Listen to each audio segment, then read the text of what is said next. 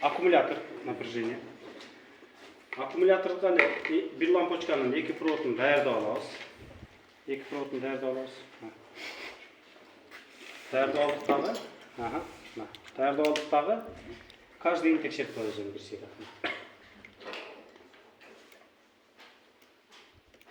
Күйдө. Демек бул провод бүтүн. Будан кайра корпуска ушу жерден эле текшерип койсок болот. Жок эч нерсе. Кийинки зымды текшеребиз. Бүтүн корпуска эч кандай тиешеси жок, немеси жок. Эми мына зым алды. Буну текшерип коебуз. İşte orada korpuska эч кандай тогот көрбөйт. Демек, аднокта сел иштейт нормально. Нормально, Ага, плюсун коюш керек бе? Жок, плюс без разницы бар. Без разницы, Так, бул рабочий. Бул электрдик токту пайда кылуучу аднокта экен, статордук аднокта. Эми бизде ротордук аднокта. Ротордук аднотканын далее ошол мультиметр менен текшерсек, прозвонка менен текшеребиз.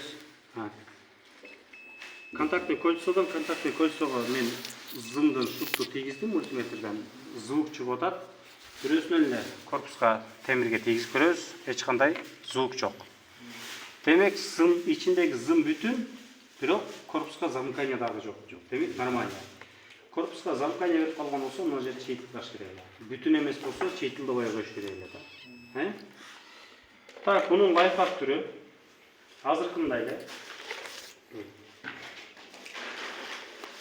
Замкание барбы жокпу текшерип коюш үчүн бизде мына иштеп атат, корпуска эч нерсе жок. Демек, рабочий.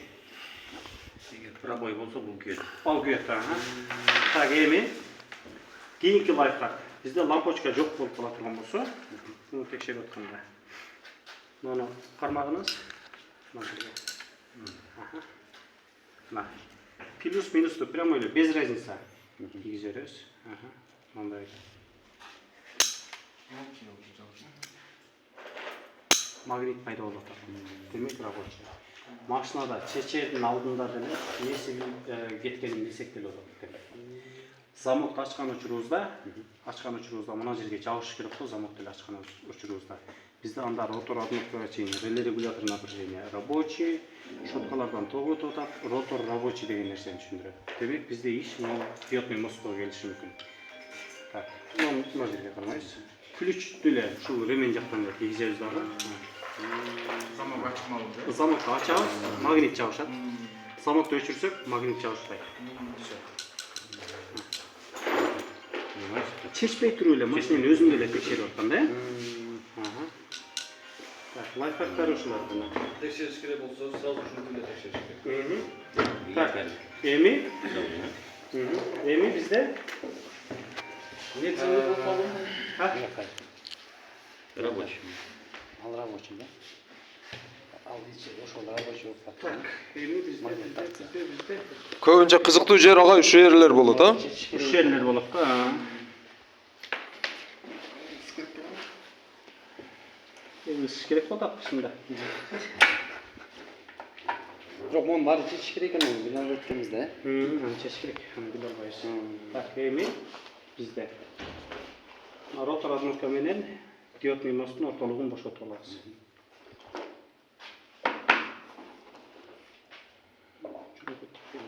Эмеби?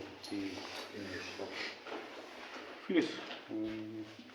Промоус настроен. Каникулдун жакшысы го бул. Жанагы автогендерде деле мындай контактныйларды киргизгенде ортосунда зымы бар, мындай элечи. Анан газы болбосо жабышпайт да, ошол нерсе. Жалпак тигмен жакшы.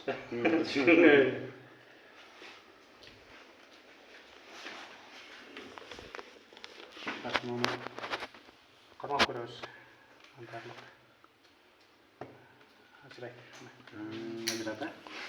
Ажырады.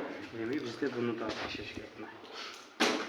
Ошондо бул бир эле жерден чыгабы ичиндеги? Мына щеткасы бар жагы. Бир эле жерден чыгат.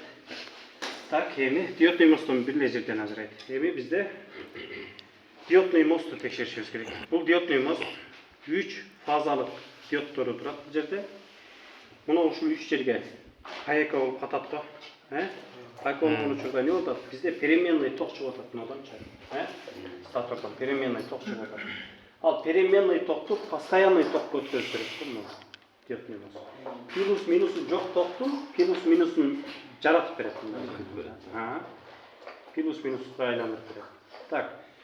Эки пластина, минусовый пластина, анан плюсовый пластина турат. Биз ушуну текшеришибиз керек. Мүмкүн болушунча бул жерде диоддордун өзүн текшергенге аракет кылышыбыз керек мисалы. Так, жанагы эле прозвонка.